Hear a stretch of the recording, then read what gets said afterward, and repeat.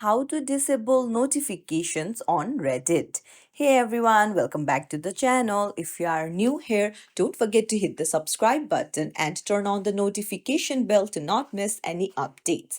So if you want to turn off the notifications on your Reddit, then let's dive right in. Open up the Reddit app, go to your inbox icon in the bottom, and then you can see the three dots in the top right. Tap on it and then go to edit notification settings.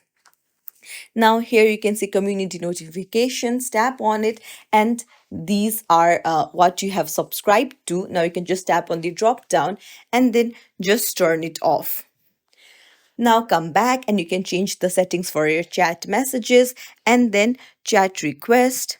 And similarly, you can change the notification setting and turn it off for mentions, comments, upvotes, and replies, and so on.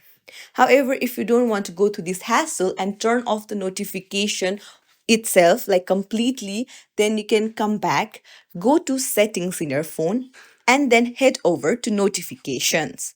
Now, here, find the Reddit app and then just tap on it, and then you can see allow notifications. Just tap on it and toggle it off. Now you won't receive any notifications from the app at all.